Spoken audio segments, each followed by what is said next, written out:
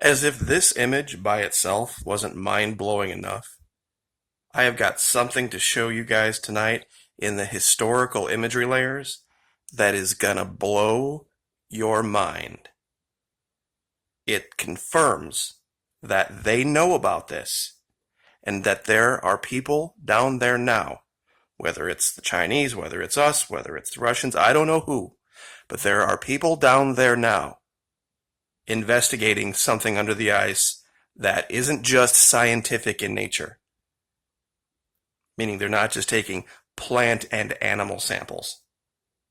Let me show you what I'm talking about. Now, zooming out real quick. In the upper left, when you use Google Earth Pro, there's a line of tools in this upper left up here. One of them, next to the last, looks like a clock with an arrow going backward. If you click it, you get this time slider. And you can look at, and that's, by the way, why Google Earth Pro is the best tool for doing this kind of research. You can click back and forward through historical imagery of the same region over and over and over again. So you can go over an entire area and look for something and then click one button and you've got all new imagery from a completely different era to go back over again. That's why we have found so many things. Now, one of the real big smoking guns that you have found something important is when you see multiple layers of imagery over a very short time. This image is from 10/22/2012. Now, I'm going to click forward one layer. And I'm sure you're like, okay, what's the big deal? Okay, this is 11/5/2012. Now, sometimes the images aren't exactly lined up, meaning that the camera is just off a little bit. What you just saw disappear in front of your eyes is actually right up here. This is the same thing. This is the same Moai. You can see the mouth, you can see the nose, and you can see the ridge, but you can see so much more. Now, think about this for a minute. You have all of this satellite power, right, to go all over the world and take pictures? Why would you image the same remote region of Antarctica in, what is that, 23 days? 11/5/2012 from 10/22? That seems a little odd, don't you? That they would be so interested in this region if there was nothing there?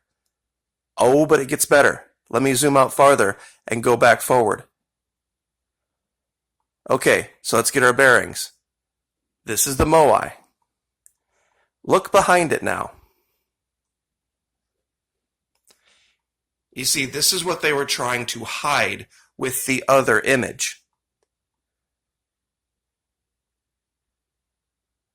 There is more to be seen here than I can even begin to cover. You've got some type of a round platform image here. I'm not sure if this is part of this structure or if it's just some type of a covering for this platform here. But it gets better. Check this out. Look at this. Guys, this is not an avalanche. This is evidence of explosives being used right here. Because when you look at how this is laid out, this is not a slide. Somebody is doing some excavation work down here. Somebody is digging all this out, or even perhaps somebody from below is finding a way to get their way to the surface. The imagery changes here are absolutely shocking over these just few small weeks. Why would they have been so interested?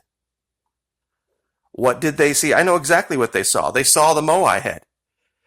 They saw the Moai head, and they sent a satellite back over about 2 to 3 weeks later to re-image. so that they could supersede it. Now, I'm thinking they made the calculation. Oh, by the way, here's another great image. Look at this. You're telling me that's natural? That instead of the Moai head, they would show this image as the default image. You see, that's the other part of Google Earth Pro.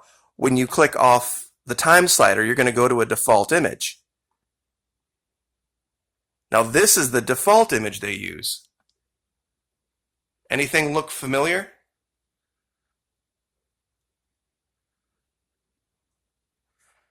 There is something in this region they know about. There's something here under this ice that they are very, very interested in. Now, they don't even give a date for when this photo was taken.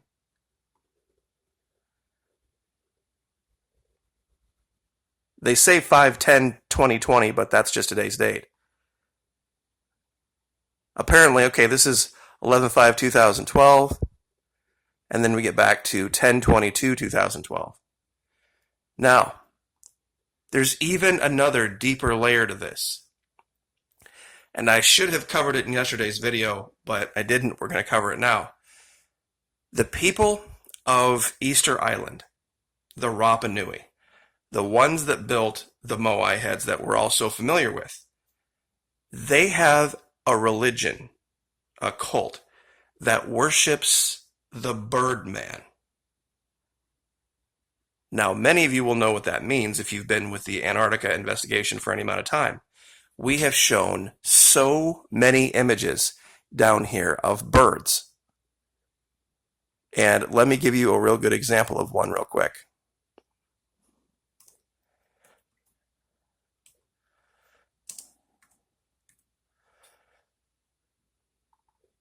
This one specifically is the smoking gun for me that changes some information on some maps.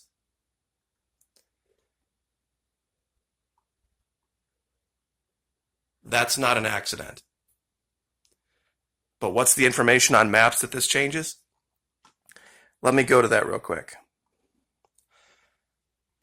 These old maps refer to an area down here that says Psittacorum Regio. Now, historians have translated that to mean region of the parrots. I believe that's close, but it's inaccurate. Regio also means royal. Psittacorum does mean parrot, but I want to ask you guys a question. You see, they thought historically that they were talking about the emperor penguins. I don't think that's the case at all, because would you describe the bird on the left with the same word as the bird on the right? One that doesn't fly and swims in the ocean versus one that flies and hunts, and at least to my mind, I don't think parrots eat meat. They might, but I don't believe they're predator birds. But what about these two images?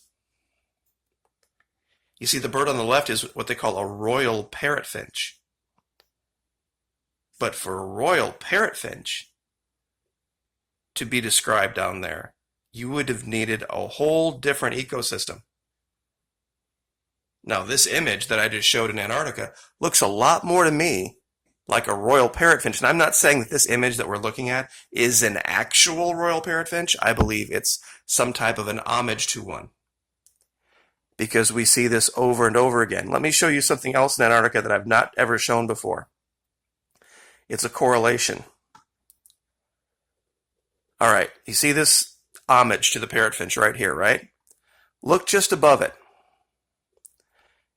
Do you see this kind of nondescript image here that looks like almost humanoid? You have a head, a body, and two outstretched arms.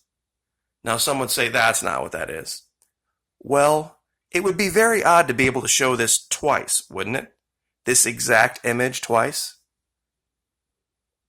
Let me show you something else. Whole different region.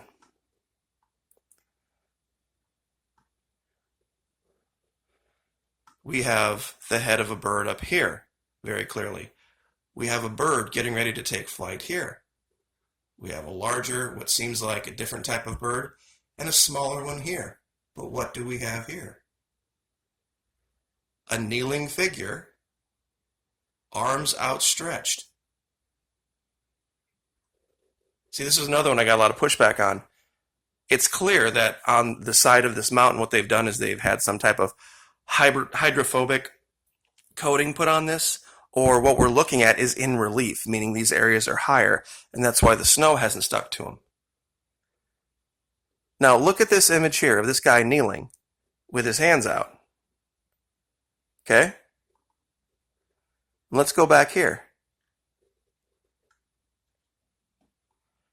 Both in proximity to birds. You're saying that's a coincidence. As if that wasn't bad enough, check this out. This is the Birdman. This is the person I referenced that the people of Easter Island worship, Maki Maki. This is Thoth. This is Maki Maki from Easter Island, and this is Thoth, the Atlantean, the one that has been associated so much with Antarctic culture, widely believed that if Antarctica wasn't Atlantis, it was the home of the culture that built Atlantis. There are way too many things going on down there on that continent that we can see with our own eyes that just don't make sense to wind, ice, rock, and snow. I don't know how anybody can look at that and say that. That's not the case. Mythology from the Rapa Nui, by the way. The main stories of Rapa Nui mythology are that of the Hotu Matua, believed to be the first settler of Easter Island, and the Tangata Manu. The Tangata Manu is the mythology of the Birdman religion and cult which had creator god Maki Maki and competition with eggs to choose the Birdman, who would remain sacred for 5 months. So this is the tie. We have Moai in Easter Island, and we also have the worship of a Birdman in Easter Island. We have birds and bird imagery all over in Antarctica that we have found. Birds that are not penguins, something very, very different. And now we have very clear evidence. Let me show you another one too, by the way. Here's a smaller one. But there's a hidden one over here that I haven't shown very often. And it even takes me a minute to find it. Hold on. There it is.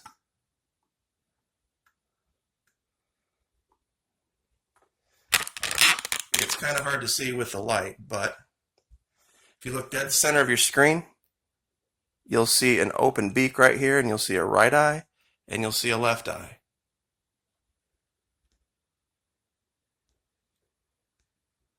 That should help a little.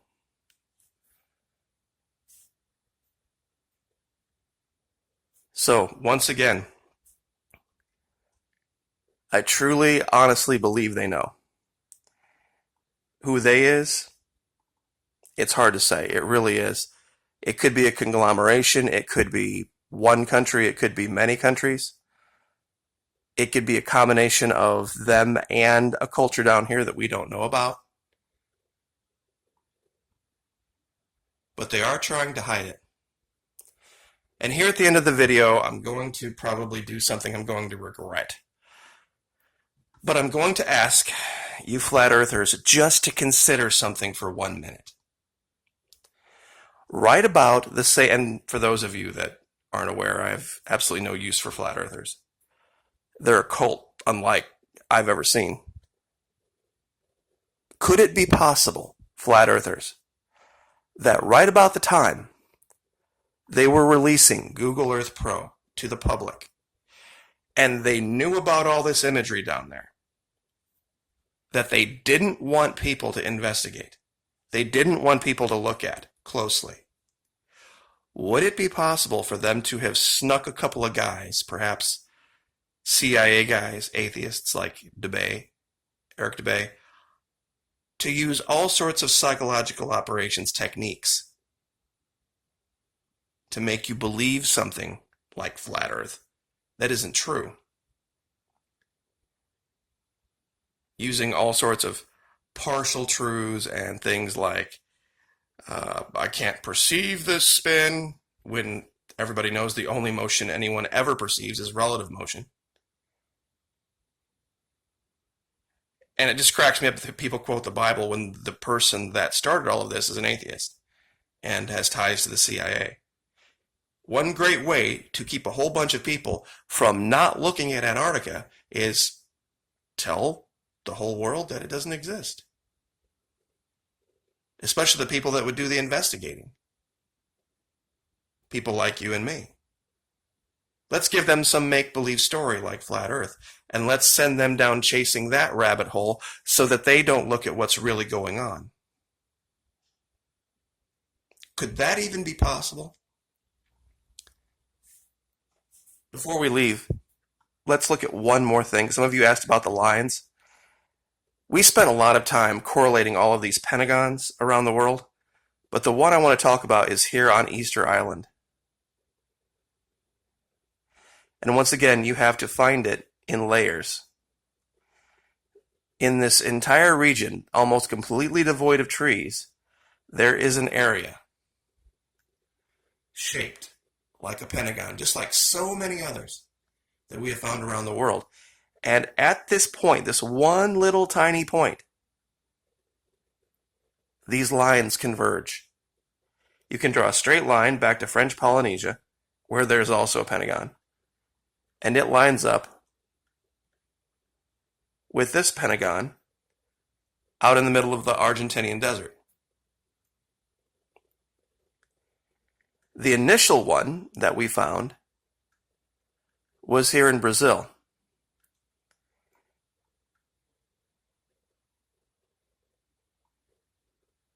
And let's see if we can get the right layer here.